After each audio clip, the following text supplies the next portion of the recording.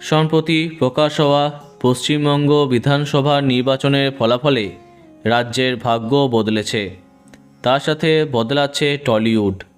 2021 বিধানসভা নির্বাচনে সোনারপুর দক্ষিণ থেকে তৃণমূলের হয়ে লড়েছিলেন লাভলি মৈত্র এবং তৎকালীন বিজেপি প্রার্থী অঞ্জনা বসুকে প্রায় 26,000 ভোটে পরাস্ত করেছিলেন।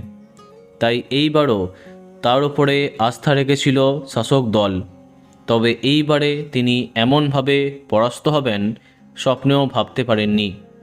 এইবার তার প্রতিদ্বন্দ্বী ছিলেন আরও এক জনপ্রিয় অভিনেত্রী রূপা গাঙ্গুলি।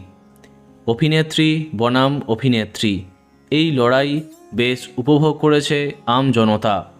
তবে শেষ পর্যন্ত চওড়া হাসি বিজেপি প্রার্থী রূপা গাঙ্গুলির মুখে। প্রায় 35,500 ভোটে জয়লাভ করেছেন তিনি। 2014 সালে রাজনীতির ময়দানে তার আত্মপ্রকাশের পরে ভারতীয় জনতা পার্টির অন্যতম প্রধান অংশ হয়ে ওঠেন তিনি।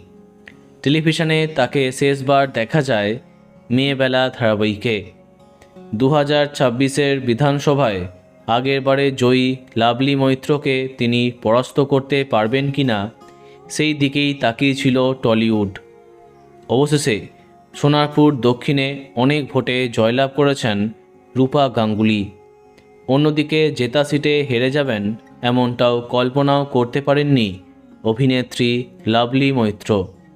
বন্ধুরা, ভিডিওটি এইটুকুই। বাংলা বিনোদনের অন্যান্য খবর পেতে সাবস্ক্রাইব কারেন্ট বস। ধন্যবাদ।